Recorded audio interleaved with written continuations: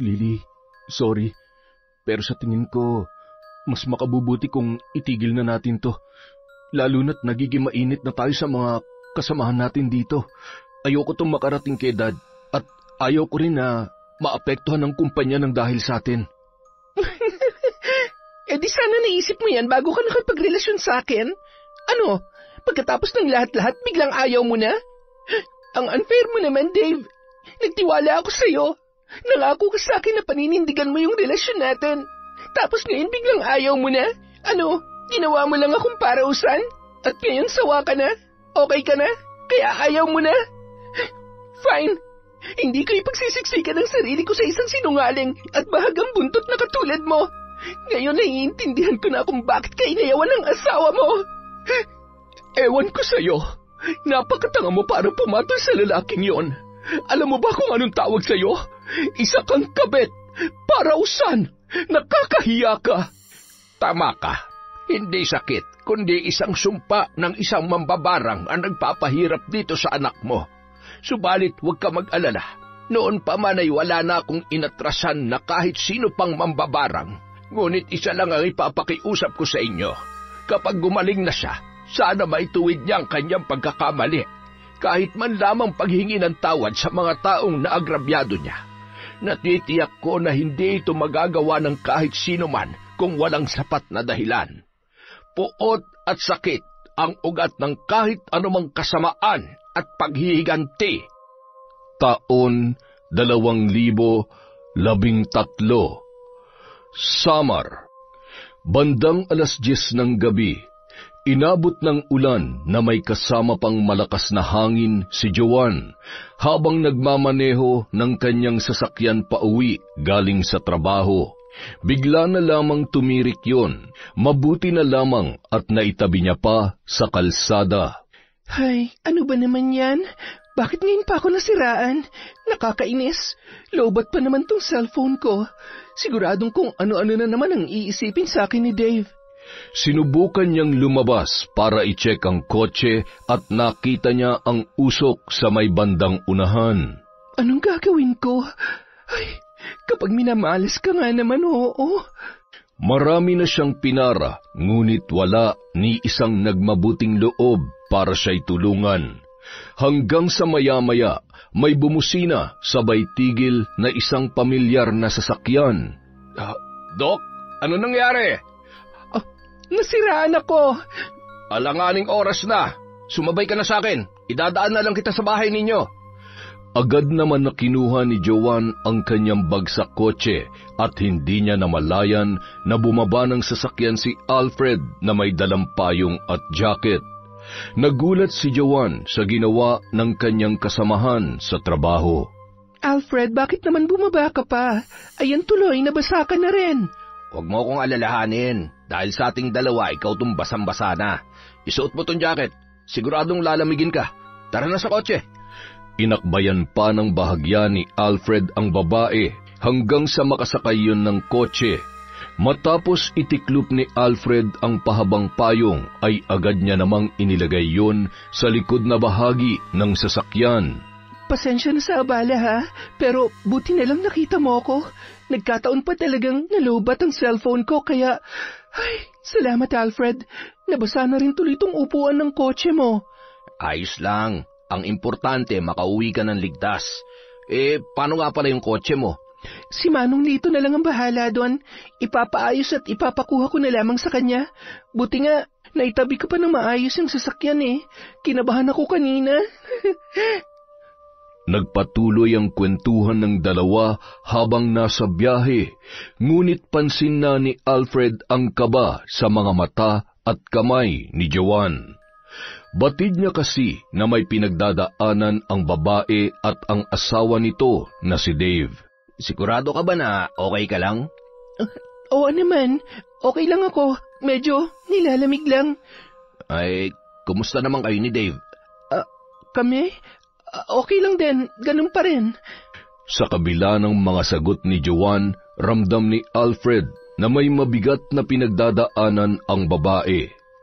Halos 30 minuto pa ang kanilang biyahe bago tuluyang makarating sa bahay ng doktora.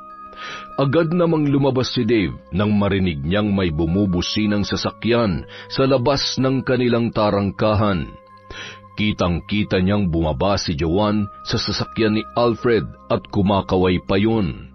Suot pa rin nun ang jacket na ipinahiram sa kanya ng lalaki at bitbit niya ang kanyang bag. Bagamat nakatakong, patakbo pa rin siyang pumasok sa malaking balkonahe ng bahay na punong-puno ng halaman at sa gilid noon ay ang malawak na garahehan ng sasakyan. Dave, nandito ka na pala. Pasensya na, nalate ako ng uwi. Nasira kasi yung kotse. Nasira yung kotse o nakipaglandian ka na naman? Sino yung naghatid sa'yo, ha? Bago mong lalaki? Hindi mo ba narinig yung sinabi ko? Ang sabi ko, nasiraan ako ng sasakyan. Hanggang kailan mo ba ako pagdududahan? Dave, wala akong ginagawang masama. Alam mo kung anong problema? Yung pagdududa mo, kasi ang dumi-dumi ng isip mo. Teka sandali, huwag mo nga akong tinatalikuran. Tandaan mo, ikaw ang dahilan kung bakit ako nagkakaganito. Minsan mo na ako niloko kaya hindi imposible na magagawa mo ulit yon. Dave, ang tagal-tagal na noon. Lasing ako ng gabing yon. Hindi ko alam na mangyayari lahat ng yon. Galit ako, emosyonal, at utang na loob matagal ko nang pinagsisihan yon. Ilang beses ko pa bang kailangan humingi ng tawad sa'yo, ha? Turuan mo naman yung puso mo na mapatawad ako. Hirap na ako na araw-araw mong ipinamumuka sa akin ang pagkakamali ko sa nakaraan. Hindi ka ba napapagod, ha? Kasi ako pagod na ako. Pagod? Anak ng putya, ikaw pa napagod sa relasyon na to? Matagal na akong pagod sa kung anong meron tayo. Pagod na ako masaktan at mag-isip sa mga bagay na hindi ko na kontrolado. Kung nahihirapan ka na, kung hindi mo na talaga ako kayang pakisamahan, kung napipilitan ka na lang sa relasyon na to, ang mabuti pa... Ano? Makikipaghiwalay ka na sa akin? Oo, maghiwalay na lang tayo. Hindi mo ba nakikita? Nagkakasakitan na lang tayo, Dave. Wala ka ng tiwala sa akin. Hindi ito ang relasyon na pinangarap natin. Hindi na natin maramdaman ang isa't isa dahil ikaw mismo naglalagay ng pader sa pagitan nating dalawa. Mas lamang na ang pagdududa kaysa sa pagmamahal mo sa akin. Oo, nagkamali ako. Nasaktan kita pero sa kabila ng lahat ng yon, alam ng Diyos. Alam ng Diyos, Dave, na walang araw na hindi ko pinagsisisihan yon. Mahal na mahal kita. Kaya kung nasasaktan lang kita, kung nahihirapan ka lang sa tuwing nakikita mo ko, tama lang na tapusin na natin to. Agad nang pumasok sa kabahayan si Joanne, habang patuloy sa pagtulo ang kanyang luha. Nagmamadali niyang inakyat ang hagdan patungo sa kanilang kwarto. Nang makapasok sa silid ay marahan niyang pinagmasdan ang malaking larawan noong sila ay ikinasal. 8 taon na ang lumipas, ngunit sa halip na maging matibay ay mas lalo lamang nanlalamig ang kanilang relasyon. Kinabukasan, nang umuwi si Dave galing sa trabaho ay hindi niya na nadatnan pa ang kanyang asawa. Ilang beses niyang tinawagan yon, ngunit hindi siya sinasagot ni Joanne. Buisit, ito ba talaga ang gusto mo? Para mo na rin pinatunayan na tama ako all this time. Baka naman kasi talagang gusto mo lang makawala. Pwes, kung kaya mo manlalaki, kaya ko rin mambabae. Mula nung umalis si Joanne, lalong naging matindi ang pagiging mainitin ng ulo ng lalaki. Dahilan para mamroblema naman ang kanyang sekretarya na si Lily. Mag-iisang taon pa lamang siyang nagtatrabaho sa kumpanya na pagmamay-ari ng pamilya ni Dave. Kapag nakikita ni Lily ang kunot na noo ng kanyang amo ay napapabuntong hininga na lamang siya, at hanggat maaari ay hindi niya muna yon iniistorbo kung hindi naman gaanong importante ang kanyang sasabihin. Siya na lamang ang gumagawa ng paraan para ayusin ang mga dapat ayusin at kaya niya pang gawan ng paraan. Ngunit hindi niya maipagkakaila na may mga pagkakataon na nakakaramdam na rin siya ng pagod. Isang gabi, bandang 8:00 na nang nagpasundo si Lily sa kanyang kapatid na si Louie. Pagkaangkas sa motor ay halos hindi na siya umiimik at nakatungo na lamang sa likod ng binata dahil ramdam na ramdam niya na ang pinaghalong gutom at pagod. Napapailing na lamang si Louie at nakaramdam ng awa sa kanyang panganay na kapatid. Ate, huwag ka matutulog baka mamaya mahulog ka dyan. Kumapit ka na maayos. Bibilisan ko na lang ang pagpapatakbo para makauwi na tayo agad at makapagpahinga ka na. Siguro, sandamakmak na naman ang trabaho mo, no? Hay, sinabi mo pa. Pagod na nga sa trabaho tapos yung boss ko maghapong nakasimangot. Ay, parang lagi na lamang galit sa mundo. Nang makarating sa bahay, mabagal na naglakad habang nakahawak sa kanyang ulo si Lily, sabay lumundag sa kanilang sofa. Oh, ano nangyari? Bakit parang pagod na pagod ka na naman? Ano pa nga ba? Nakaka-stress. Pakiramdam ko talaga may pinagdadaanan si Sir Dave. Hindi naman siya ganun ka-irritable dati. Pero nitong nakaraan, ay nako, parang triple na. Parang kahit sa mababaw na dahilan lang nagagalit siya. Basta, konting-konti na lang, Nay. Gusto ko na mag-resign. Sira, nagpakahirap ka para makapasok sa kumpanyang pinagtatrabahuhan mo ngayon tapos magre-resign ka. Tapos ano? Paano pag-aaral ng kapatid mo? Yung pagkain natin sa araw-araw. Buti sana kung malakas pa akong kumita dito sa pagbebenta ko ng mga halamang gamot. May mga araw nga na wala akong benta. Sayang lamang ang pagod ko at pagtitiis doon sa may harap ng simbahan. Buti sana kung marami pang lumalapit sa akin para, alam mo na, medyo malaki-laki rin ang bayad noon. Nay, sinabi ko lang naman yon pero syempre, hindi naman talaga ako magre-resign. Kaya ko pa naman pagtiisan. Kapag nagagalit siya, iniisip ko na lang na ang gwapo niya pa rin kahit galit. Na mataas naman yung sahod ko at higit sa lahat, may pinagdadaanan lang talaga yung tao. Pero Nay, naisip ko lang, kung marunong kang gumawa ng gamot at mambarang, may alam ka bang paraan para bumait yung boss ko? Oo naman. Ay, teka lang. Ito, kailangan mo lang patakan nito ng 3 beses yung iinumin niya o pwede namang sa pagkain. Siguradong magbabait na yun. Sureness? Akin na yan ay, kung kinakailangan kong ibuhos ang lahat ng to sa kape niya, gagawin ko. Wala naman siguro masama kung gagawin ko yun, no? Gusto ko lang namang magtrabaho ng maayos. At higit sa lahat, nahihirapan na talaga ako magtrabaho kapag may nakikita ako nakasimangot, Nakakasira ng ganda at higit sa lahat, nakakasira ng araw. Kinabukasan, maagang hinatid ni Louie ang kanyang ate sa trabaho at dumiretso na rin siya sa kanyang eskwelahan. Halos magkasunuran lamang na dumating sina Dave at Lily. Seryosong nakaupo na ang kanyang boss sa table nito habang may kung anong tinitingnan sa monitor ng kanyang computer. Agad namang nagtimpla ng kape si Lily katulad ng kanyang nakagawian at pinatakan niya yon ng likido na nagmula sa isang botelya. Nakangiti na dinala niya yon sa kanyang boss. Good morning, sir. Here's your coffee. Tungkol po pala sa hinihingi niyong mga files, na-email ko na po bago ako umuwi kagabi at nandito naman po sa folder yung hard copy. Okay, salamat. Pasensya na nitong mga nakaraan Medyo napapabayaan ko mga bagay-bagay. Don't worry, babawi ako. Matipid lamang nang umiti at tumango-tango si Lily at pumunta na rin sa kanyang table habang pasimpleng nakatingin kay Dave. Magandang gising. Sobrang namang effective yung binigay ni nanay. Hindi pa nakakahigop ng kape, bumait na. Ay, thank you, Lord. Mukhang tapos na masasalimuot na araw ko dito. Kung ganyan ka lang kabait at kagwapo araw-araw, ay nako, baka hindi na ako umuwi. Buong araw na naging maayos ang pakikitungo ni Dave sa kanyang sekretarya at maging sa iba pang staff sa opisina.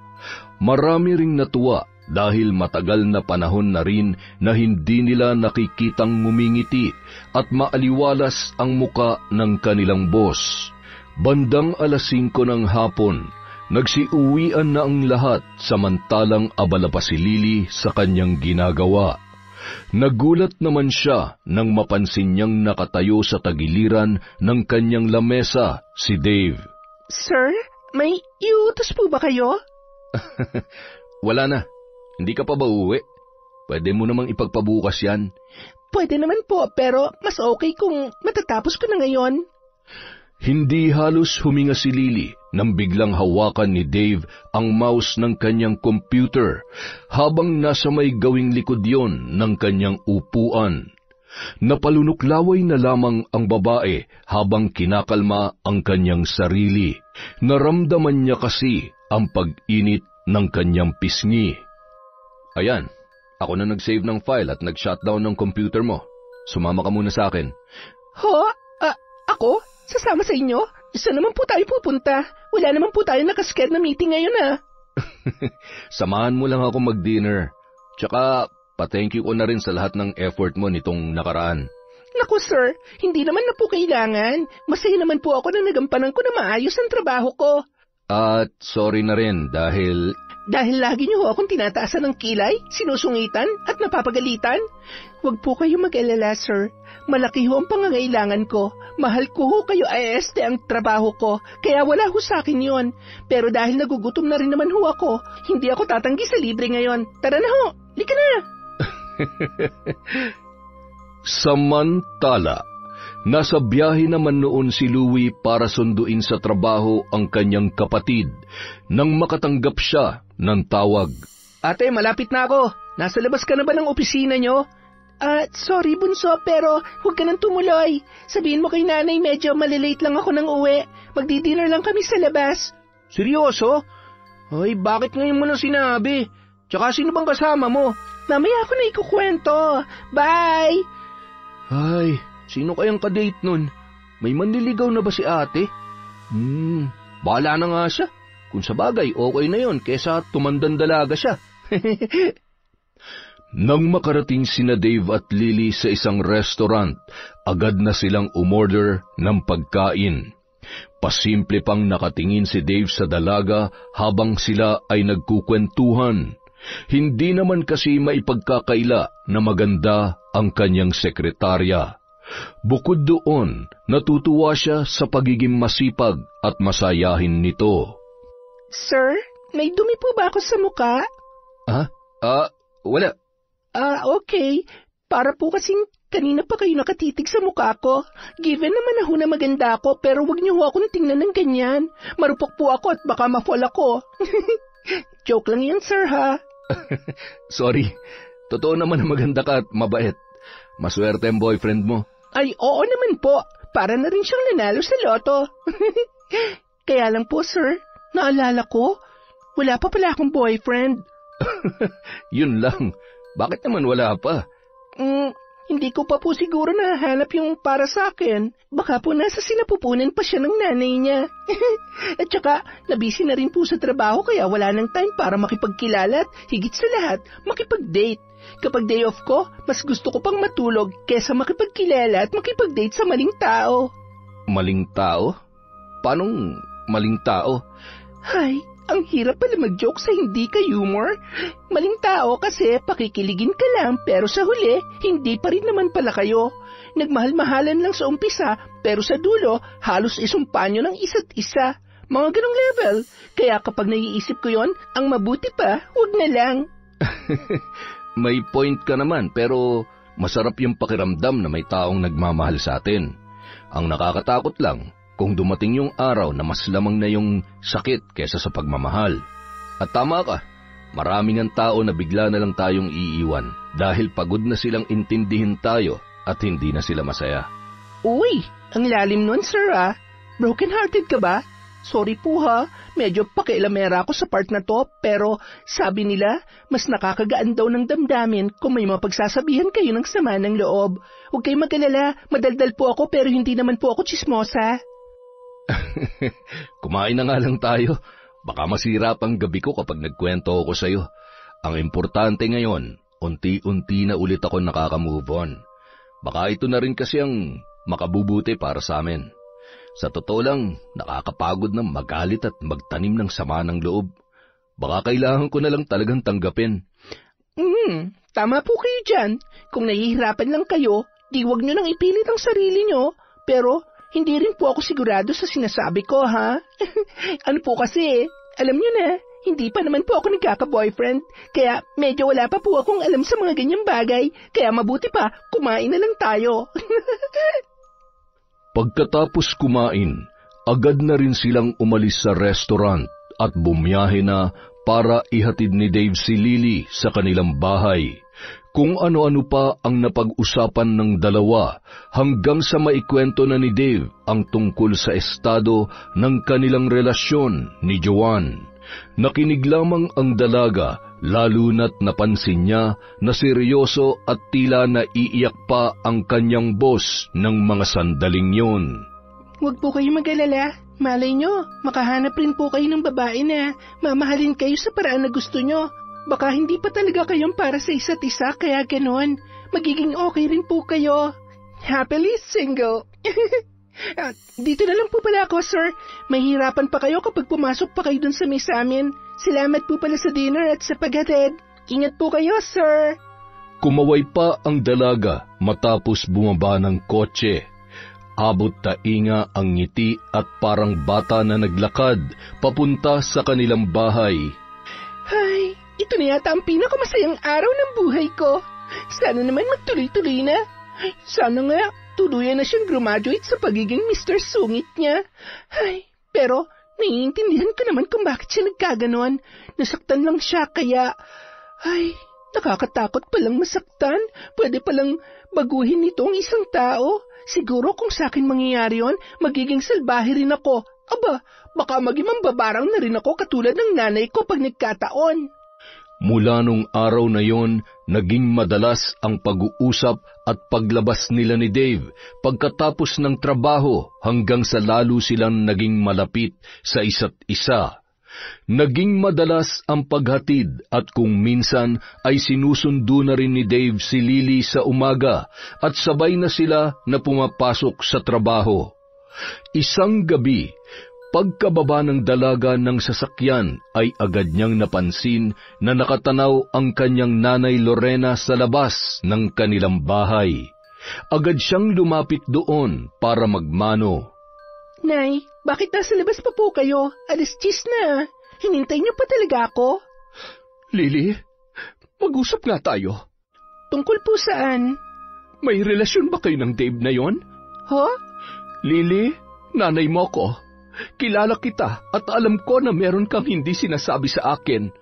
Nay, magkaibigan lang ho kami ni Sir Dave. Masyado naman ho kayo malisyosa. Tara na ho, pumasok na tayo. Pinapaalalahanan lamang kita, anak. May asawa si Dave. Maaring hindi na sila magkasama sa iisang bubong pero mag-asawa pa rin sila sa papel. Kaya habang maaga pa at may panahon ka pa, itigil mo na kung ano man ang ugnayan na meron kayo dahil hindi kita pinalaki para maging isang kabit. Huwag mong sisirain ang buhay mo dahil lamang sa lalaki. Hindi na umimik pa si Lily sa sinabi ng kanyang ina.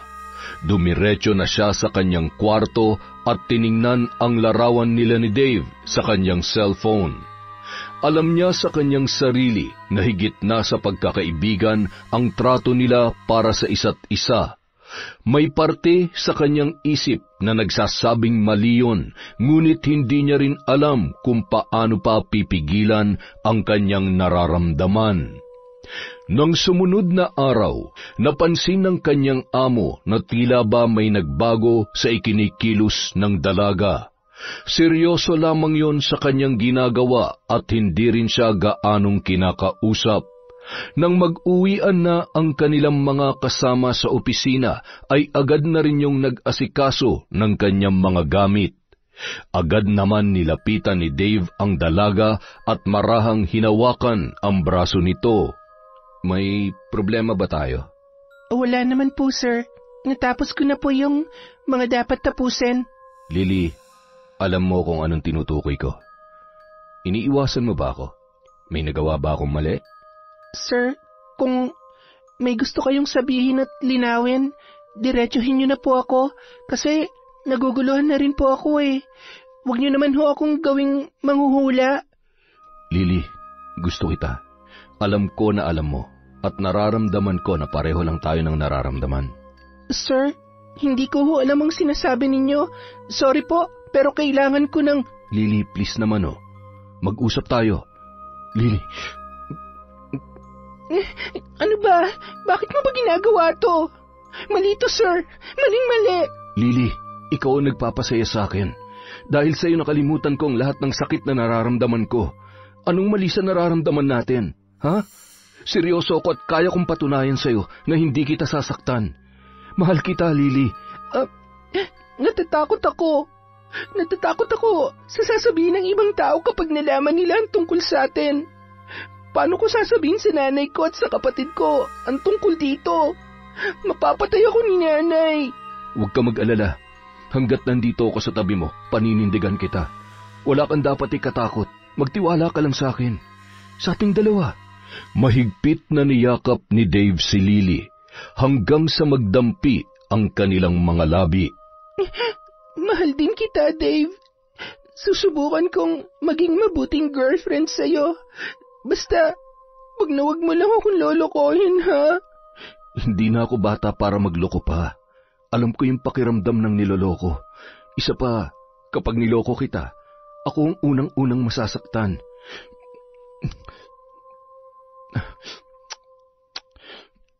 Halika na. Ihahatid na kita. Nung gabing yun, sa unang pagkakataon, tumuloy si Dave sa loob ng bahay ni Lily. Sigurado ka ba? Ano kasi, baka magalit si nanay. Huwag ka matakot. Kakausapin ko siya na maayos. At saka, malinis naman ang intensyon ko sa'yo, kaya... May kasama ka pala, Lily. Kung hindi ako nagkakamali, kayo si Dave, ang boss ng anak ko. Hiwalay sa asawa pero kasal pa rin, hindi ba? Kaya uunahan na kita. Kung nililigawan mo ang anak ko, tumigil ka na. Huwag mong sisirain ang buhay niya. Salamat. Lily, pumasok ka na sa loob. Pero, Nay... Ang sabi ko, pumasok ka na sa loob. Huwag niyo sanang pagalitan ng anak ninyo. Aminado ho akong kasal pa ako sa ex-wife ko pero malinis ho ang intensyon ko sa kanya. Aayusin ko ang lahat at wala ho akong balak na ex-wife? Sa mata ng Diyos at sa mata ng batas, kasal pa rin kayo. Sinasabi mo lang yan para mabilog ang utak ng anak ko. Pero gaano ka nakakasiguro na kaya mong panindigan ang mga sinasabi mo, ha?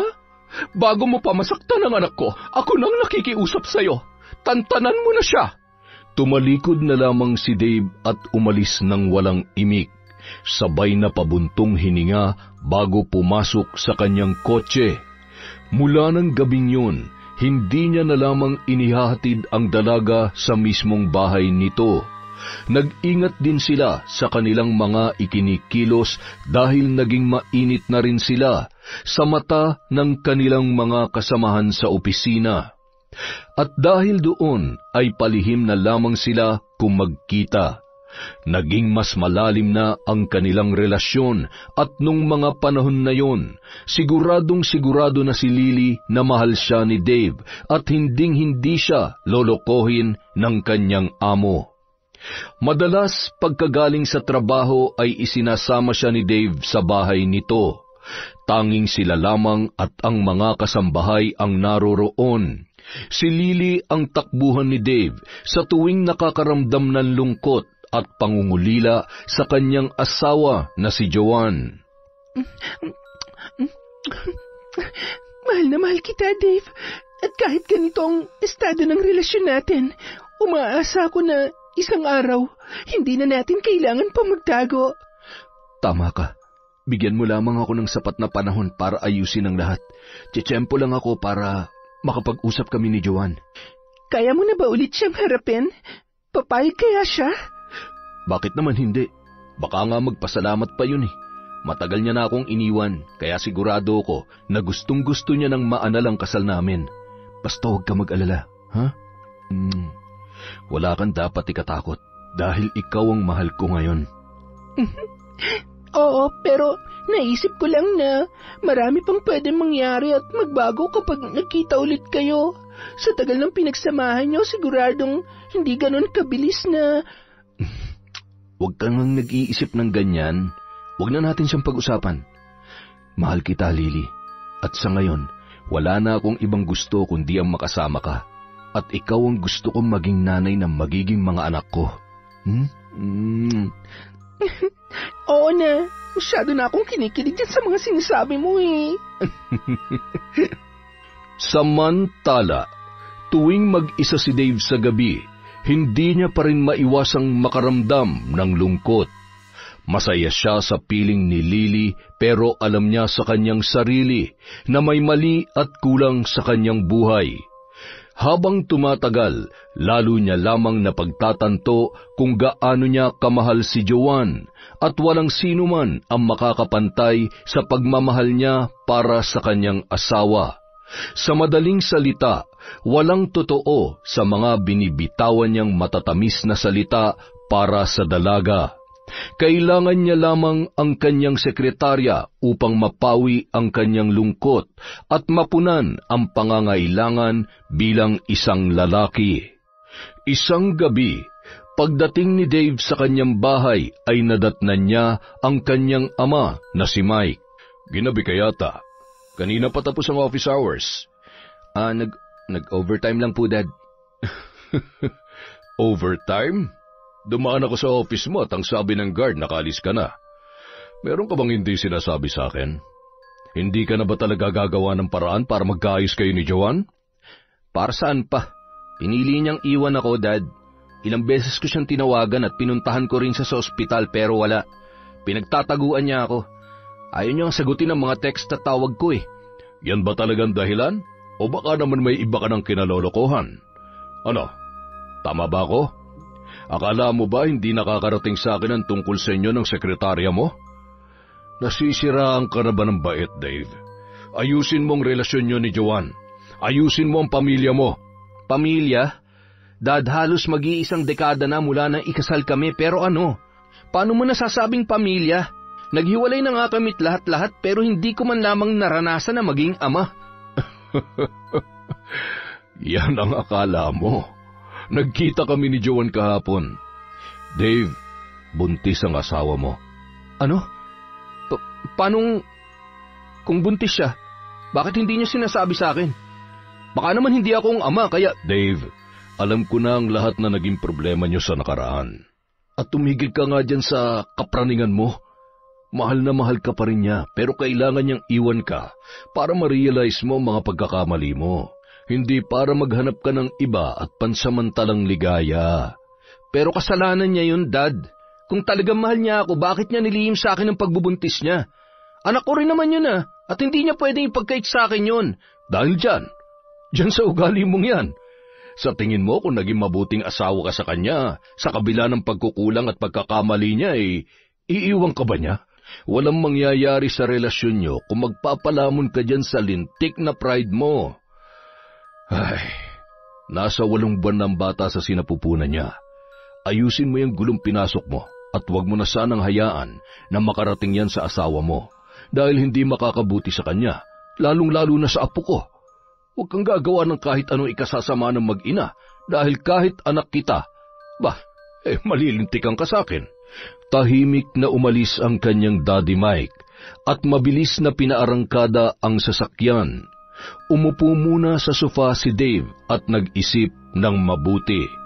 Maya-maya, tinawagan niya ang isa sa malapit na kaibigan ni Joanne at doon niya nalaman kung saan nakatira ang kanyang asawa. Agad niya yung pinuntahan ng gabing yon. Habang nasa biyahe, sunod-sunod naman ang text ni Lily. Karaniwan kasing ina-update siya ni Dave kapag nakauwi na yon sa bahay, ngunit ng mga oras na yon, maliban sa kinukutuban siya, ay bigla na lang wala yung paramdam. Sinubukan niya pang tawagan ang lalaki, ngunit bigla naman pinatay ni Dave ang kanyang telepono. Ay, ano namang gagawin ko ngayon? Hindi pwedeng malaman ni Joanne ang tungkol sa amin ni Lily, at lalong hindi rin pwedeng malaman ni Lily ang tungkol sa pagdadalang tao ni Joanne. Siguradong malaking problema to. Bahala na. Ang importante sa ngayon, magkaayos kami ni Joanne at ang kapakanan ng anak ko. Nang makarating siya sa isang bahay kung saan nangungupahan si Joanne, ay agad siyang pumasok sa tarangkahan dahil nakabukas naman yun. Nadatnan niya ang babae sa sofa na tila ba pagod na pagod. Joanne? Dave, anong ginagawa mo dito? Paano mo nalaman na nandito ako? Hindi na mahalaga kung kanino ko nalaman. Joan, huwag ka mag-alala. Hindi ako pumunta rito para awayin ka o balikan pa ang anuman naging problema natin sa nakaraan. Sorry, patawarin mo ako sa lahat ng mga nagawa ko, sa lahat ng mga masasakit na salitang nabitawan ko. Pero sana, hindi mo tinatago sa akin to. Hindi mo naman kailangan saluhin to eh. Pasensya ka na rin kung mas pinili kong itago ang tungkol sa pagbubuntis ko. Ayaw ko na kasing gawin mas komplikado pa ang sitwasyon, lalo na't hindi na lamang tayo ang pinag-uusapan dito. Bilang ina, kailangan kong protektahan ang anak ko. Ayaw ko na habang lumalaki siya sa loob ng tiyan ko ay puro sama ng loob at galit lamang ang mararamdaman ko. Paano kung hindi nalaman ni Dad ang tungkol sa pagbubuntis mo? Itatago mo talaga siya sa akin? Ilalayo mo sa akin ang anak ko? Oo, kung kinakailangan. Kung sakaling hindi mo aakuin ang responsibilidad mo bilang ama. Dahil iniisip ko na baka pati pagbubuntis ko ay pagdudahan mo rin. Kaya ko namang palakihin mag-isa ang bata. Ang hindi ko kaya, yung madamay siya sa galit mo sa akin. Ganyan na ba kasama ang tingin mo sa akin? Alam mo naman na mula umpisa, seloso ako. Natatakot lang ako na mawala ka sa akin. Joan, wala naman nagbago sa nararamdaman ko. Oo, nasasaktan ako sa mga nangyari, pero ang totoo, kahit anong gawin ko, mahal na mahal pa rin kita. Ang hirap-hirap nga eh. Mas nasasaktan ako na umabot tayo sa ganito. Pakiusap, ayusin natin to. Magbabago na ako. Susubukan kong maging mabuting asawa sa iyo sa pangalawang pagkakataon at hayaan mo kong maging ama sa anak natin. Ayusin natin to para sa magiging anak natin. Maluhaluhang niyakap ni Joan ang kanyang asawa. Yun lang naman ang nais niyang marinig mula kay Dave. Hindi ko ipagkakait ang masayang pamilya na pinapangarap ko para sa anak natin, Dave. Kaya, oo, alam kong hindi magiging madali, pero tama ka. Kailangan na nating ayusin to. Salamat. Mahal mo pa ba ako? Wala naman nagbago, Dave.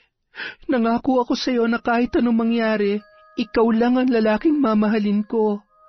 Umalis ako, iniwan kita, pero ni minsan hindi ka nawala sa isip ko. Mahal na mahal pa rin kita, Dave. Samantala, nasa labas ng bahay si Lily dahil hindi siya makatulog. Napansin yon ng kanyang kapatid na si Louie na noon ay nanonood ng TV sa sala. Agad niyang pinatay ang telebisyon at sinundan ang kanyang kapatid sa labas. Ate, okay ka lang ba? Maghahating gabi na. Bakit hindi ka pa natutulog? May problema ka ba? Wala. Okay lang ako. Hindi pa kasi ako dinadalaw ng antok eh. Sige na, ikaw, matulog ka na. Kahit di mo sabihin, alam ko na may problema ka. Ayan umiyak ka Siguro may boyfriend ka na talaga Hindi ka lang nagsasabi kasi alam mo magagalit si nanay. Kayo na ng Dave na yon Uy, aminin. Halata naman Kala mo ba hindi ko kayo nakikita magkasama? Ate, makinig ka kay nanay. Magmamahal ka na lang sa lalaking may sabit pa. Ang dami naman diyang iba. Ay, hindi mo ako naiintindihan. Mahal ako ni Dave. Nangako siya sa akin na aayusin niyang lahat para maging maayos ang relasyon namin. Yung hindi na namin kailangan magtago at para makapagpakasal na kami. Siyempre ang sasabihin nun, yung mga gusto mo lang marinig, ate. Ang tanong, kaya niya ba talagang gawin yon? Kapag sa umpisa pa lang mali na, promise ate, walang maayos na patutunguhan yan. Huwag ka magpatalo sa pagmamahal mo. Isipin mong sarili mo. Tsaka, ayaw kong makita ka na nagkakaganyan. Babasagin kong pagmumukha ng lalaking yun kapag tinarantado ka niya, makakita mo. Hindi na nagsalita pa si Lily. Pailing-iling na pumasok si Louie sa bahay at dumiretso na yon sa kanyang kwarto. Nung mga oras na yon, naghihintay pa rin ng tawag si Lily o text man lamang mula kay Dave. Ilang beses niya pa yung sinubukang tawagan bago pumasok sa bahay. Samantala, hindi rin mapakali ng mga sandaling yun si Dave na nakahiga katabi ang kanyang asawa na noon ay tulog na rin. Pasimpleng ngumiti at tinitingnan ang maamong muka ng kanyang asawa at ang nakaumbok noong tiyan. Masayang-masaya siya noong mga oras na yun at hindi pa rin makapaniwala na magkasama na silang muli, ngunit napalitan ang ngiting yun ng buntong hininga nang maalala niya si Lily. Kinaumagahan, hindi pumasok si Dave at nag-email lamang sa kanyang sekretarya. Ano to? Bakit kailangang email pa? Nananadya ba siya? Ano bang problema niya? Nakakainis. Nang sumunod na araw, pumasok na si Dave, ngunit masyadong formal ang pakikitungo noon kay Lily. Hinayaan lamang yun ng dalaga kahit pa gusto niya nang sumabog sa galit at nagtitimpi. 5:00 ng hapon, silang dalawa na lamang ang nasa opisina. Nang maramdaman niyang paalis na rin si Dave, hindi na siya nakatiis at kinausap na yon. Dave, mag-usap nga tayo. Sorry, may kailangan lang akong asikasuhin. Uuwi ka na? Hindi mo ba talaga ako kakausapin? Dave, ano bang ginawa kong mali? Ano ba nangyayari? Ano, ayaw mo na sa akin? Sawa ka na? Lily, sorry. Pero sa tingin ko, mas makabubuti kung itigil na natin to. Lalo na't nagiging mainit na tayo sa mga kasamahan natin dito. Ayoko tong makarating kay Dad at ayaw ko rin na maapektuhan ang kumpanya ng dahil sa atin. Eh di sana naisip mo yan bago ka nakipagrelasyon sa akin. Ano, pagkatapos ng lahat-lahat biglang ayaw mo na? Ang unfair mo naman, Dave. Nagtiwala ako sa'yo. Nangako ka sa akin na paninindigan mo yung relasyon natin. Tapos ngayon biglang ayaw mo na? Ano, ginawa mo lang akong parausan? At ngayon sawa ka na? Okay ka na? Kaya ayaw mo na? Fine. Hindi ko ipagsisiksikan ang sarili ko sa isang sinungaling at bahagang buntot na katulad mo. Ngayon naiintindihan ko na kung bakit ka inayawan ng asawa mo. Dinampot ni Lily ang kanyang bag at padabog na lumabas ng kanilang opisina. Napabuntong hininga na lamang si Dave, sabay bahagyang napasuntok sa pader.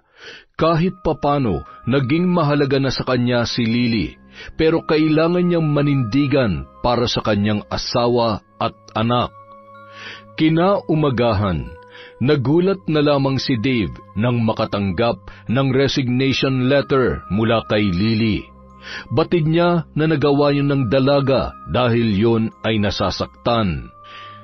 Ay, kailangan siya ng kumpanya, pero mas makabubuti rin kung aalis na lang siya at hindi na kami magkikita pa para hindi ko na siya problemahin pa. Inaprubahan niya kaagad yon at binigyan pa ng rekomendasyon para sa ibang kumpanya.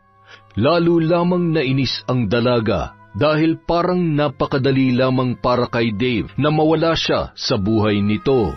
Hayop ka, Dave. Napakawalang hiya mo para gawin sa akin to. Alam ko na meron ka pang ibang dahilan kaya ginagawa mo to sa akin.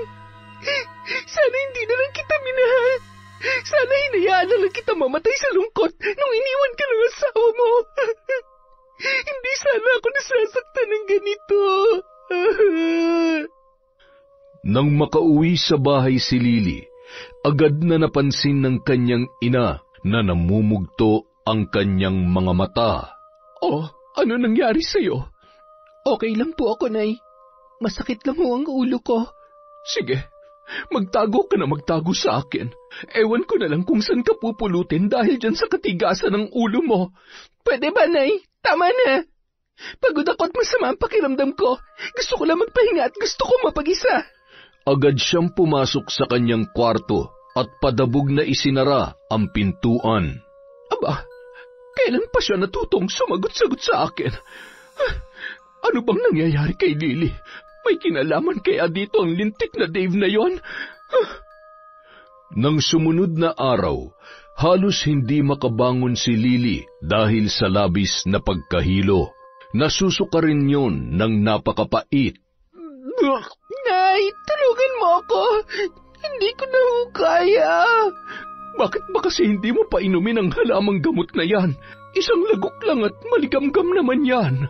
Nay, lalo lang ako nasusuka sa amoy niya ni... Ay, ano ba naman at daig mo pa naglilihi sa kaartehan?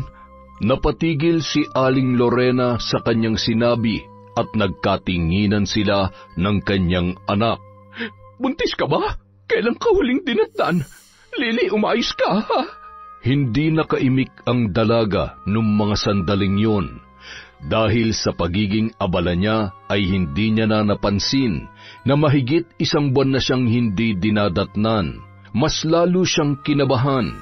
Maluha-luha si Aling Lorena ng mga sandaling yon. Lily, hindi ako nagkulang sa pagpapaalala sa iyo. Sinabihan kita, ingatan mo yung sarili mo. Sino ang tatay niyan, ha? Si Dave ba? Nay, sorry po. Ewan ko sa iyo. Napakatanga mo para pumatol sa lalaking yon. Alam mo ba kung anong tawag sa iyo? Isa kang kabet, parausan. Nakakahiya ka. Nay, hindi naman mangyayari ito kung hindi nangako sa akin si Dave na pakakasalan niya ako eh. Hindi ko naman alam na hihiwalayin niya na lang ako ng basta-basta. Nay, pinaasa niya ako. Niloko niya ako. Kahit nagagalit si Aling Lorena, ay hindi niya naman matitiis ang kanyang anak na makita sa ganoong kalagayan. Magpatingin ka sa doktor para masiguro natin kung may laman nga yung tiyan mo. Nang araw ding yun, nang bahagyang gumanda ang pakiramdam ni Lily, ay umalis yon para magpa-check up. Sasamahan sana siya ng kanyang ina, ngunit tumanggi na ang dalaga. Hindi nagkamali ng akala ang kanyang nanay Lorena. Kinumpirma ng doktor na nagdadalang tao si Lily. Papalabas na sana siya ng klinik na may makita siyang buntis na pamilyar na muka. Hindi ako pwede magkamali. Siya yung asawa ni Dave. Buntis siya. Si Dave rin bang ama ng batang dinadala niya? Hayop na yun. Napakasinungaling talaga. Itinago pa sa akin ang lahat ng yun. Humanda siya sa akin. Wala siyang karapatang paglaruan ng damdamin ko. Kailangan niyang panagutan ng batang nasa sinapupunan ko. Nang makauwi sa bahay ang dalaga, ay masinsinan siyang kinausap ng kanyang ina. Hindi mo kailangan ng lalaki para palakihin niyang anak mo. Kesa naman maging kabit ka ng tuluyan, hayaan mo na maputol ang ugnayan yung dalawa. Tila na blanko ang isip ni Lily sa kanyang mga narinig. Wala siyang ibang maramdaman kundi galit at sakit. Kinaumagahan, halos maghapong nakakulong lang sa kwarto ang dalaga. Labis naman ang pag-aalala ni Aling Lorena, ngunit hinayaan niya lang munang mapag-isa ang kanyang anak.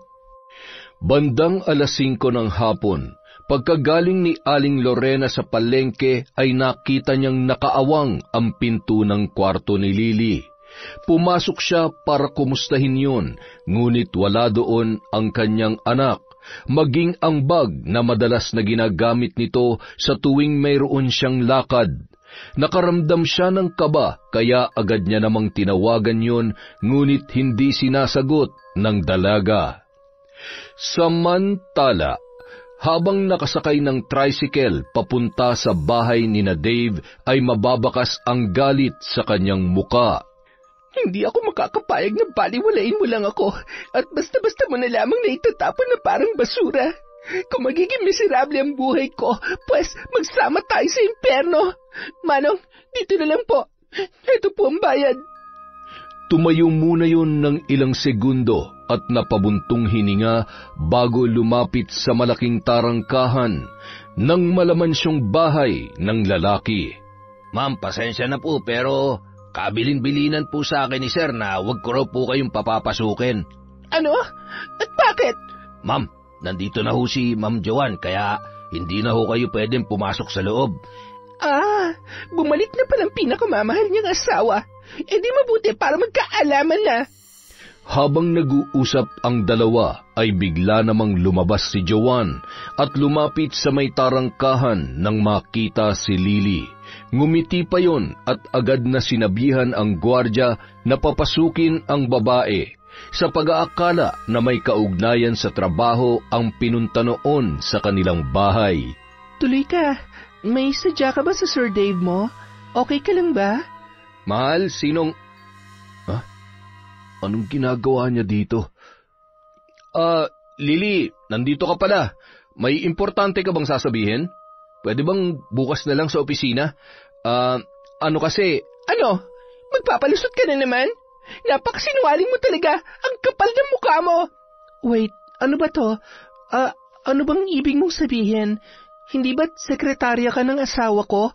Bakit ganyan ka magsalita? Dave?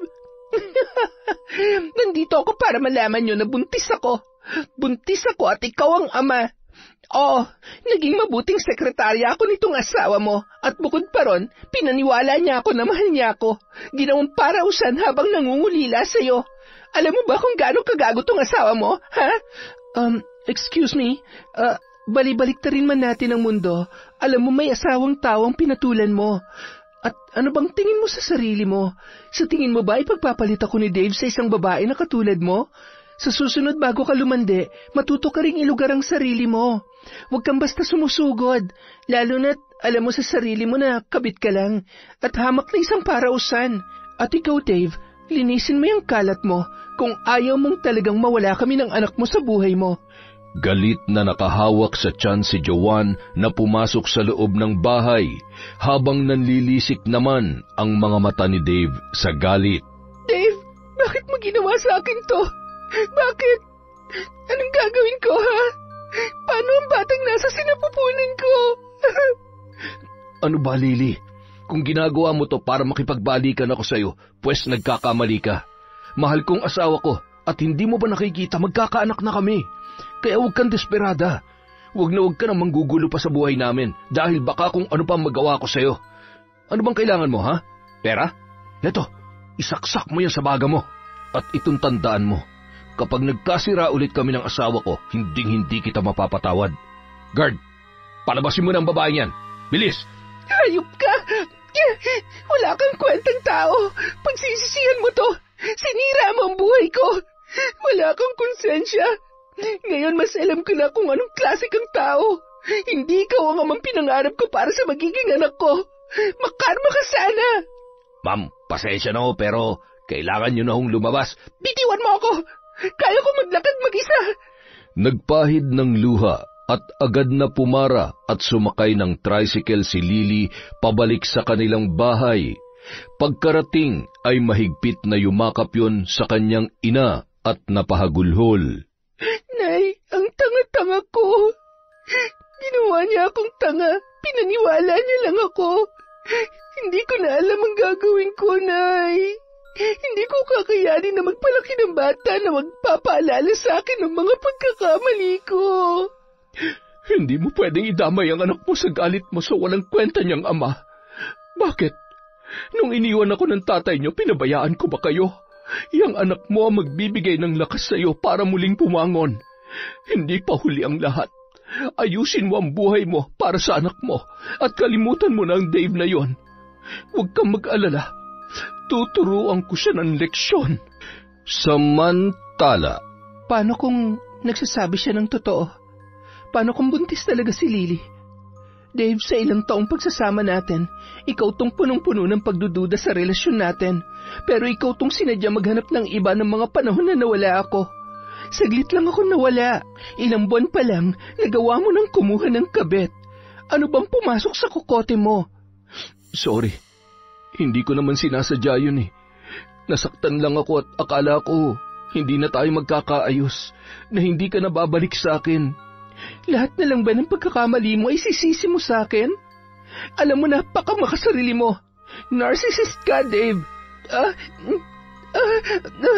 Joanne, okay ka lang ba? Ha? Honey? Nawalan ng malay si Joanne matapos magdilim ang kanyang paningin na tila ba may puputok na ugat sa kanyang ulo at sinabayan pa yon ng matinding panginginig.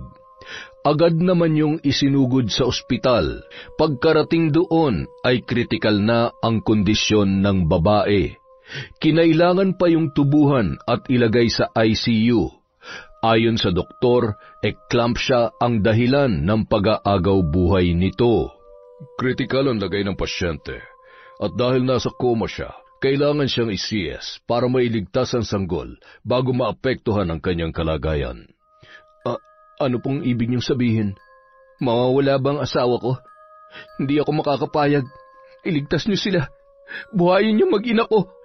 Makalipas ang halos 1 linggo, mahirap man ay sinubukan ni Lily na sundin ang sinabi ng kanyang ina. Hindi na lamang siya nakibalita pa kay Dave. Nakapagdesisyon na rin siyang buhayin na mag-isa ang bata sa tulong ng kanyang ina at kapatid. Isang araw, habang nagdidilig ng halaman si Lily, kinakausap niya ang batang nasa kanyang sinapupunan. Hindi pa man halatang buntis ay ramdam niya na ang ilang pagbabago sa kanyang katawan. Nagulat na lamang siya nang biglang may humila sa kanyang kamay. Dave, anong nangyari sa'yo? Anong ginagawa mo dito? Bitawan mo nga ako, nasasaktan ako. Ikaw ang dahilan kung bakit namatay ang anak ko. Papatayin din kita. Bitawan mo ako. Dave! Nay! Lily! Hoy! Hayop ka, bitawan mo ang anak ko!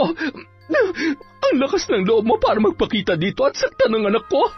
Ikaw na nga may atraso. Ikaw pa may ganong manakit. Nay! Tulong! Diyos ko! Dinudugo ka, anak. Hayop ka talagang lalaki ka. Pagbabayarin kita. Tandaan mo yan. Pinaghahampas ni Aling Lorena si Dave papalabas ng kanilang tarangkahan. Tsaka lamang natauhan ng lalaki nang makita niya na dinudugo na si Lily. Nay! Ang baby ko! Huwag kang mag-alala. Hindi mawawala ang anak mo. Kumapit ka sa akin. Maswerte namang hindi napahamak ang batang nasa sinapupunan ng babae. Ngunit nang malaman niya ang tungkol sa pagkamatay ng asawa at anak ni Dave, ay hindi niya maiwasang matakot at makonsensya. Nay, kasalanan ko. Kasalanan ko kung bakit nawala yung anak nila at kung bakit namatay ang asawa niya. Hindi totoo yan. Ano ka ba naman? Hindi mo naman ginusto ang nangyari. Anak, maawa ka naman sa sarili mo at sa bata dyan sa sinapupunan mo. Kapag hindi ka tumigil sa pag-iisip ng kung ano-ano, ikaw naman ang mapapahamak. Dinapuan ng matinding depresyon si Lily. Umiiyak at madalas ay nagsasalitang mag-isa. May mga pagkakataon din na nananakit na yun, kaya naman kahit mahirap ay dinala nila yon sa mental hospital para masigurong unti-unting manumbalik sa normal. Hindi mangyayaring lahat ng to kung hindi dahil sa hayop na Dave na yon. Sinira mo ang buhay ng anak ko. Ngayon ipaparanas ko sa iyong sakit na mas nararapat sa isang katulad mo. Isusunod kita sa hukay ng mag-ina mo. Sinindihan ni Aling Lorena ang mga kandilang hugis tao habang hawak ang isang larawan na nakuha niya sa mga gamit ni Lily. Kakalad ka rin din kita sa hukay ng kamatayan. Tingnan lang natin kung gaano kakatapang, Dave. Isa sa mga araw na ito, muli kang babalik at maninikluhod sa harap namin. Wala kang karapatang takasan ng mga kasalanan mo. Makalipas ang 1 buwan, nagkaroon ng matinding karamdaman si Dave, kaya naman ang kapatid nito ang bagong namamahala sa kanilang kumpanya. Dad, kaya ko naman eh. Bakit kailangang ipagkait mo sa akin ang kumpanya na matagal ko nang pinaghirapan? Dave, alam mo na hindi mo kaya. Napapabayaan mo lang. Ayusin mo muna ang sarili mo. Kung yung pamilya mo ay hindi mo naayos, baka pati ang kumpanya ay madamay sa kapabayaan mo. Hindi na ikaw ang Dave na pinalaki ko at pinagkatiwalaan ko noon. Dahil sa mga nangyari, lalo lamang naging magulo at lumala ang kondisyon ng lalaki. Dumating na sa punto na pumunta yun sa opisina at nagpupumilit na pumasok at hinahamon ng away ang sarili niyang kapatid. Nalulung sa alak kaya lalong nawala sa kanyang sarili. Hindi niya malaman kung bakit tila ba may kung anong bumubulong sa kanyang isipan para tuluyang masira ang kanyang buhay. Ni hindi rin ito dalawin ng antok at kung ano-anong mga bulong ang kanyang naririnig tuwing gabi. Samantala, Tama na! Tigilan mo na ako! Ano ba? Agad na tumawag ang isa sa kanyang mga katulong sa kanyang ama. Sir, hindi na po namin alam ang nangyayari, sir. Nababaliw na ho yata.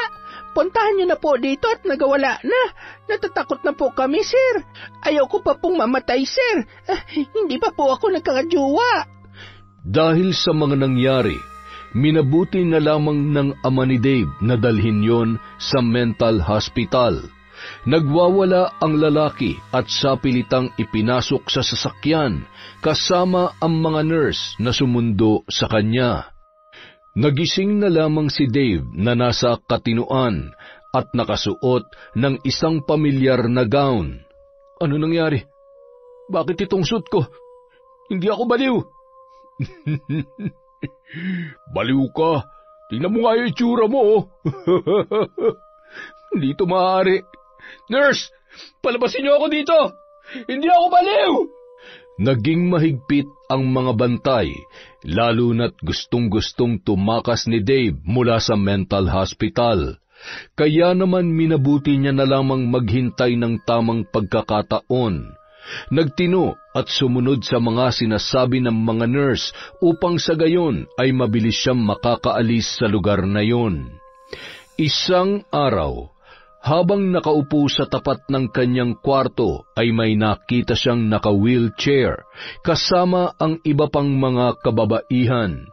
Bahagya nang nakaumbok ang tiyan noon kaya nasisiguro niya na buntis yun.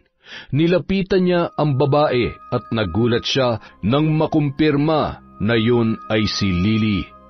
Bakit nandito ka? Sino ka? Ang pangit mo naman. Lumayo ka nga sa akin. Hindi kita kilala. Layo, bilis! Hindi mo ko kilala? Lily, ako to si Dave. Akong tatay ng batang nasa sinapupunan mo. Tatay? Baby ko? May tatay ang baby ko? Wala. Sabi ni nanay, patay na ang tatay ng baby ko. Sinungaling ka. Magsasalita pa sana si Dave nang biglang may mahigpit na humawak sa kanya. Nandito ka rin pala. Ang liit talaga ng mundo, ano? Pero bagay na bagay ka dito at hindi sana ang anak ko. Wag ka na magkakamali pang lumapit sa kanya dahil hinding-hindi mo magugustuhan ang susunod na gagawin ko sa iyo. Anong ibig niyong sabihin? Pinaglalaroan niyo ba ako? Kayo ba ang dahilan kung bakit nagkakaganito ang katawan ko? Ikaw ba? Anong klaseng nilalang ka, ha? Nurse, i-isolate niyo nga tong isa niyong pasyente at baka makapanakit pa ng iba. Demonyo ka! Anong ginawa mo sa akin? Bitawan niyo ako! Hindi ako baliw! Balang araw kukunin ko sa inyo ang anak ko, mga hampas lupa! Pagsapit ng gabi, sa loob ng isolation room, biglang nakaramdam ng kakaibang ihip ng hangin si Dave, kasabay ng pagpatay-sindi ng ilaw. Napahawak siya sa kanyang ulo at nakarinig ng mga bulong, at maya-maya pa ay hagulhol at iyak ng sanggol. Hinanap niya kung saan nagmumula yun, kaya sumilip siya sa maliit na awang sa salamin sa may pinto upang makita ang hallway. Isang babae na nakatalikod ang kanyang nakita. Pamilyar ang damit na suot noon. Yun ang damit na pinili niya para sa burol ng kanyang asawa na si Joanne. May karga rin yung bata at naglalakad papalayo. Joanne, ano ba nangyayari? Huwag mo naman akong tinatakot. Alam kong galit ka sa akin pero mahal, patawarin mo na ako. Kasalanan kong lahat. Inaamin ko, kasalanan ko. Hirap na ako. Samantala, marunong ka rin naman palang umamin ng pagkakamali. Sana nun mo pa ginawa yan. Ngunit huli ng lahat, dahil pati sarili mo ay hindi mo na maililigtas pa. Papatayin na kita ng tuluyan para mabawasan ang mga walang kwentang tao dito sa mundo. Nung mga oras na yun, habang isinasagawa ni Aling Lorena ang ritual ng pambabarang, ay gumugulong naman sa sahig si Dave na iniinda ang iba't ibang sakit sa kanyang katawan.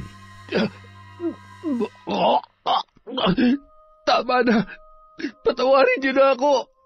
Ayoko na. Kinabukasan, hindi na maimulat pa ni Dave ang kanyang mga mata. Ramdam na ramdam niya ang namamaganyang mata na animoy puputok na at napakasakit dahil namumula pa yun na parang malaking pigsa. Hindi rin siya makapagsalita dahil sugat-sugat na ang kanyang dila at dumudugo ang kanyang gilagid.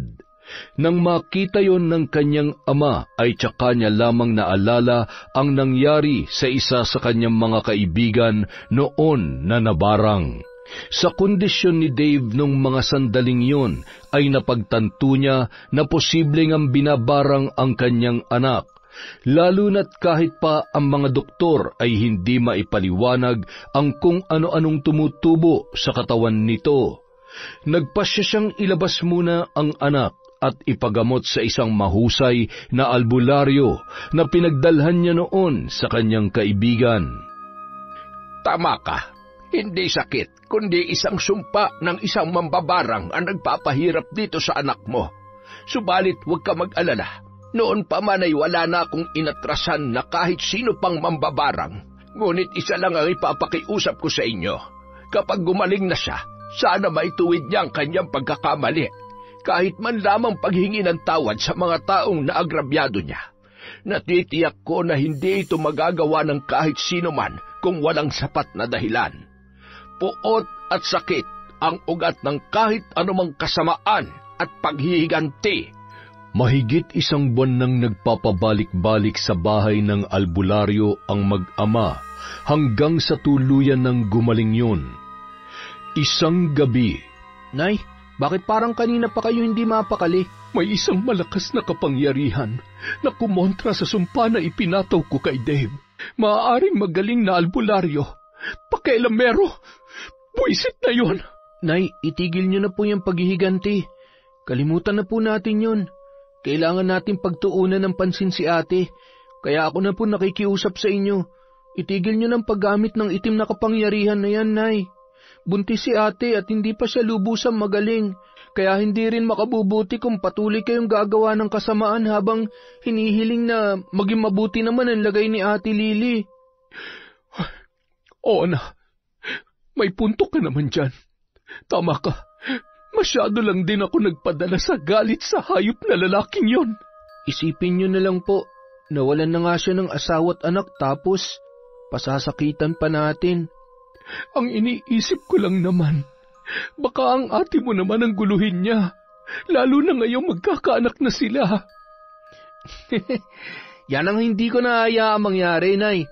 Kapag ipinagpilitan niyang sarili niya, sisiguruhin ko na ako mismo makakalaban niya. Talagang manghihiram na siya ng mukha sa asong ulol na pag-alagala dyan sa labas. Sus, saksakan ka ng yabang.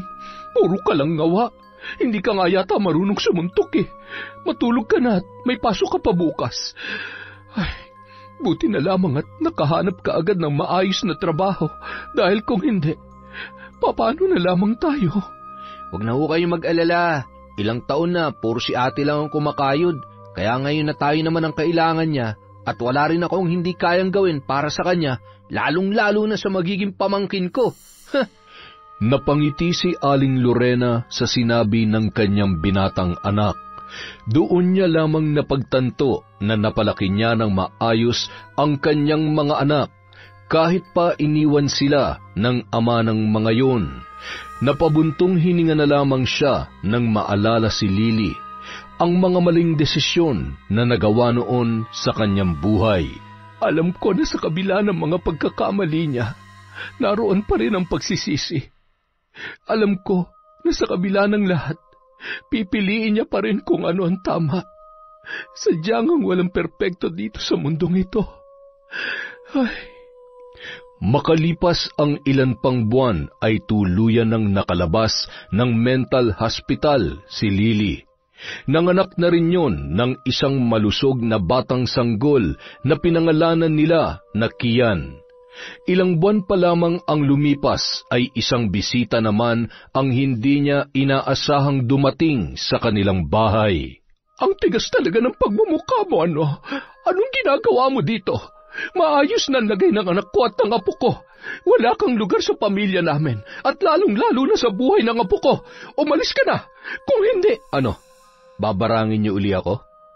Huwag niyo akong tinatakot. Wala kayong karapatang ipagdamot sa akin ang anak ko. Gagawin kong lahat.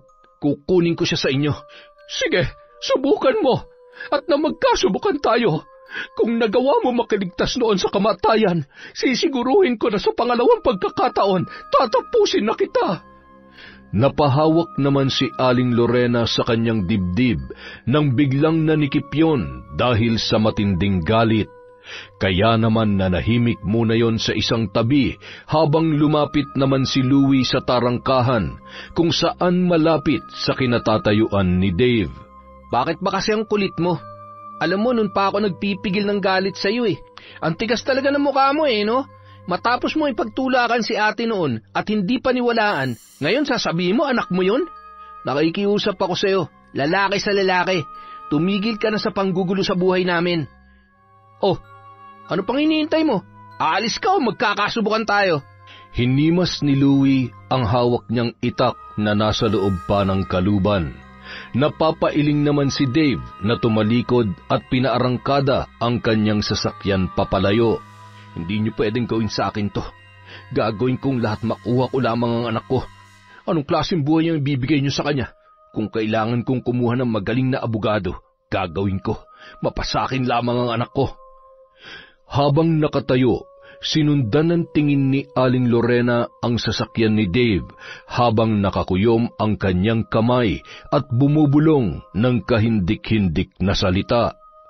Ito na ang huling tapak mo sa tapat ng aming bahay. Sinubukan kong patawarin ka pero hinding-hindi ka na nagbago. Napakagaspang talaga ng ugali mo. Samantala, nasaan ka ba? Di ba sinabi ko sa iyo, huwag mo na muna silang guluhin? Kapag pinairan mo yung katigasan ng ulo mo, lalo lamang hindi mo makakasamang anak mo. Sinabi ko naman sa iyo akong lalapit at makikiusap sa kanila. Bakit ba ang tigas ng ulo mo? Ako na naman ang mali. Lahat na lang ba ng kailangan kong gawin dapat idikta nyo? Anak ko yon. Natural akong gagawa ng paraan para makasama ko siya. Kaya pwede ba? Tumigil na kayo sa Teka. Nawalan ako ng preno. Ha? Ah! Oh, Dave? Hello? Malakas yung bumangga sa isang malaking puno at maya-maya pa ay unti-unti nang nagliyab ang sasakyan. Makalipas ang isang oras, isang balita ang dumating sa kanila tungkol sa aksidenteng kinasangkutan ni Dave na naging dahilan ng kanyang pagkamatay. Nang malaman yun ni Lily ay bahagya siyang napaluha, lalo na nang maalala ang lahat ng sakit na pinagdaanan niya dahil lamang nagmahal siya ng maling tao. Huwag ka mag-alala. Kaya kong alagaan at palakihin ng maayos ang anak ko. Baby, nagugutom ka na ba? Bakit umiyak ka na naman? Sorry anak ha. Sorry kasi mukhang malabong mabigyan kita ng buong pamilya. Pero sisiguruhin ko na magiging sapat ang pagmamahal sa iyo ni nanay. Mahal na mahal kita, anak ko. Maluha-luha naman sina Aling Lorna at Louie nung mga sandaling yon, habang pinagmamasdan si Lily na karga-karga ang kanyang anak. Makalipas ang 7 taon, muling nakabalik sa pagtatrabaho si Lily bilang isang sekretarya sa isang mas kilalang kumpanya. Hindi nagtagal, nakilala niya si Jason na siyang tumanggap sa kanya ng buong buo, pati na rin sa kanyang anak na si Kian. Ilang taon din muna silang naging matalik na magkaibigan bago tuluyang nagpasya si Jason na ligawan ang babae. Alam mo, hanggang sa ngayon, hindi ko pa rin lubos maisip na sa dinami-dami ng pwede mong ligawan, ako pa talaga, samantalang napakarami namang nagkakagusto sa'yo. Mas mayayaman at higit sa lahat, wala pang anak. Para namang kinu-question mo yung pagmamahal ko sa'yo. Kaya nga ikaw at hindi sila kasi ikaw ang mahal ko. Ikaw ang gusto ko. Si Kian parang anak ko na rin yon. Oo, hindi ako ang tatay niya pero magkaibigan pa lang tayo. Anak na ang turing ko sa kanya. Salamat, Jason.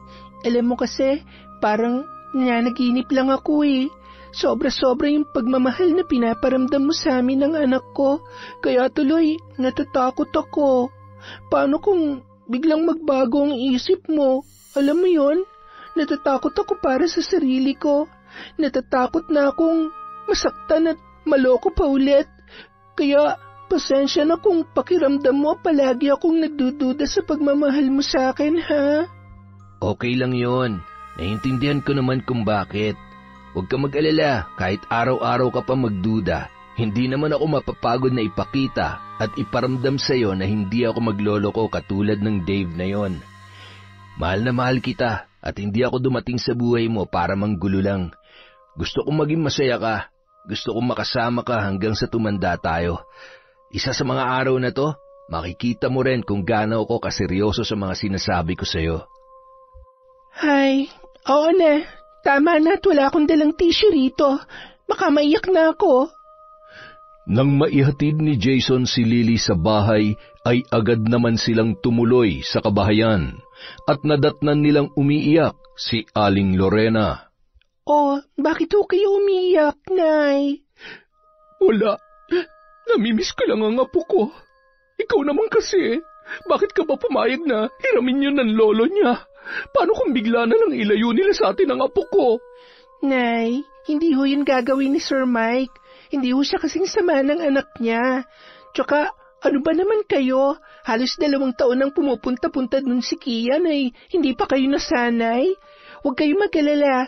Ihahatid na po yun ngayon dito. Huwag na kayong umiyak, Nay. Nadadagdagan yung wrinkles niyo eh. Ha? Totoo ba? Halata na ba? Aba, bigyan mo ako ng pampafacial at hindi pwedeng magmukhang lola tong nanay mo. Kailangan ay mukhang kaidaran ko lamang yung mga nanay na naghahatid dun sa school ng apo ko. Oo na po. Walang problema. Bagong sahod naman si Bunso. Aba, ayos ah. Akala ko pa naman ikaw magbibigay kay nanay. Ako kaya ang taya sa pilikmata niya noong nakaraang buwan. Aba, nagtuturoan na kayo ngayon? Hindi nyo na yata ako mahala. O siya, wag na. Hayaan nyo na lamang. Sus, nagtampo naman ka agad. Bukas na bukas din, sasamahan pa kita. I love you, Nay. I love you too, anak. O siya, sa kusina na tayo maghapunan. Jason, paborito mo ang niluto ko ngayon kasi nga, sabi nitong si Lily ay pupunta ka raw. Salamat ho, Nay. Namiss ko ang luto nyo. 1 linggo atang hindi ako nakapunta dito kasi nabisi po masyado sa trabaho eh. Ay siya, maupo ka na rito at ipaghahain na kita. Masyado naman ho yatang nagpapahalata na may favoritism dito. Nakalimutan nyo na yata na ako talaga ang anak nyo. Ay, pasasaan ba't magiging anak ko na rin naman tong si Jason kapag kasal na kayo? Nay naman, huwag nyo naman pinipressure si Jason. Hindi pa po namin napag-uusapan yan. Ang totoo niyan, kaya po ako sumama dito para ho sana magpaalam sa inyo na mamamanhikan ho kami sa susunod na linggo. Yun ho, Nay, kung tatanggapin ni Lily tong singsing na binili ko mula ng araw na sinagot niya ako. Lily, will you marry me? Sus, seryoso ka ba? Hindi ka nagbibiro? Siyempre naman, yes! I love you! Ay, sa wakas, makakahigop na ng mainit-init na sabaw. Bigla namang may tumakbong bata papunta sa kusina, nagulat sa kanyang nakita. Sabay kinuha ang kamay niya at masayang pinagmasdan yun. Kasunod naman noon ang tatay ni Dave na si Mike at natuwa naman sa kanyang nasaksihan. Tito Jason, binigyan mo ng ring ang nanay ko. Nay, nagsayas na po ikaw. Pwede na po siyang tawaging tatay. Lolo, magkakaroon na po ako ng tatay. Opo anak, pwede mo na siyang tawaging tatay. Yay! Happy po ako. May lolo na ako. Lola ganda, Tito Pogi, nanay at tatay. Congratulations sa inyo, Lily, Jason. Paano? Salamat sa pagpapahiram sa apo ko, ha? Hanggang sa uulitin. Walang anuman ho. Salamat din po sa pagmamahal sa anak ko. Sir Mike, kain po muna kayo. Nagluto po si nanay ng ulam. Nako, baka naman hindi siya kumakain ng nilagang pangmahirap. Alam mo na. Nay, ikaw talaga, oo. Ay, huwag ka mag-alala. Hindi ako mapili sa pagkain. Laki din ako sa hirap, kaya hindi ako binago ng yaman na meron ako ngayon. Alam ko masama pa rin ang loob mo sa anak ko, Aling Lorena. Pero sana, para sa bata, tuluyan na nating kalimutan ang mga nangyari noon. Lola, bawal po mag-fight at bad-bad. Magagalit po si Jesus. Ay, pasalamat kayo, mahal na mahal ko ang apo ko. Kaya kung para sa ikabubuti niya, ay tama ka. Maupo ka na muna at sumabay ka ng kumain sa amin. Huwag ka mag-alala, sigurado ko na magugustuhan mo yan. Yon! Ang ganda na naman ng kwento natin.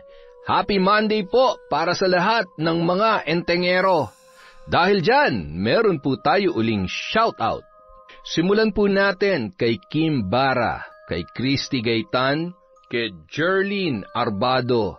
Hi po kay Katrina Maria Manyakap. Uy. Hi kay Josie Aniban, kay Lia, kay Cliven Dubalan.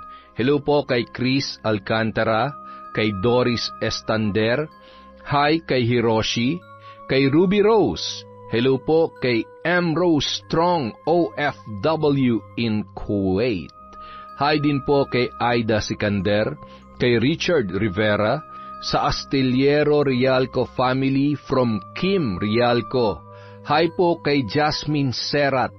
Hi din po kay Gina Cortez, sa Team Alan Novello from Topak 15. Hi po sa mga taga Miel's Eatery, sila Raven Baloro, Jonel Solano, John Michael Enghug, kay Violeta Atole at Nanet Rosal.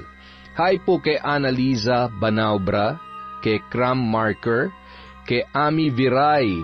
Hello din po kay Lady Dam. Shout out kay Kurt Mina, kay Christine Celestino, kay Annalyn Queriones, kay John Chris, kay Gila Therese Nicole Santiago. Hello din po kay Mariani from Kuwait. Hi kay Giselle Colamar, kay Rohan Clyde, kay Febe Ranyada. Hello din po kay Josephine Capuras. Hi kay Liza Agodo, kay Emma Dumato, kay Mira, kay Celestina Sigua, kay Hermenia Arcilia, kay Lent TV2. Hello din po kay Joselito Ronquillo, kay Cherry Mukbang ASMR. Hello po kay Glenny Rose Rojas from Melissa Tagpuno. Hi kay Jana May Creo, sa mga mananahi na sina Michelle Francisco, Ate Jean at kay Boss Rian Feliciano from Ana Bolante. Hi po kay Novi Galion, kay Norma Alpha, kay Pam Flores. Hi kay Aurora Buenavista, kay Lenemy Roldan, kay IP Micaela. Hi kay Rocky Salinas, kay Edgardo Fontanilla, kay Vicky Abut. Hi din po kay Cassandra Cory, kay Arlene Castro Ramos, kay Dayan Katakutan. Hello din po kay Sally Roldan, kay Mir Angeline Marquez Maulion. Kahapon po, happy birthday! Hi po kay Gemma de Ocampo. Hi din po kay Ruth Pagotayaw at sa mga kasama niyang nakikinig sa KE. Hello din po kay April Joy Principal, kay Enriquita Alsola, kay Josephine Castillo. Hi kay Reagan Machiko, bossing, tagal kitang hindi nabasa. Hi kay Felisa Canlas, Nicanor family of Bulacan from Miriam Nicanor. Hi po kay Jenny Ann Elisterio, kay Melvin Donaire at sa mga katrabaho niya sa R-Shop. Hi po kay Hilario Patra Jasmine. Hi din po kay Mirna Lampasa, kay Meng Paraton, Michael at Mari from Lucy Buendia. Hello kay Leia at Dariboy from Lasa. Hi po kay Pangga Duran, kay May Espiritu, Chantal Vlogs. Hi din po kay Finky Rusi 14. Hello kay Kimberly Espanola, kay Tricia Main, Mamado, kay Ethan, kay Bridget Madrigal. Hi kay May Megs, kay Josefa Obias, kay Prince Ranit. Hi kay Jelin Sapra, kay Gemma Liagas, kay Chloe Z. Sa Kakalda family, hello po kay Reren Mandantes, kay Pablo Jose Lorilla, kay Joan Rosales, kay Gerson Alicante, kay Adela Lee, hello po kay Ella Heda, kay Florita Blanco from Singapore. Hi din po kay Hani Austria, kay Rosalina Bugayong, kay Abel del Rosario, at kay Marnelli Siriban. Thank you po sa walang sawang pakikinig sa kwentong Enteng. Yung po mga hindi natin nabanggit, babanggitin po natin sa susunod na video.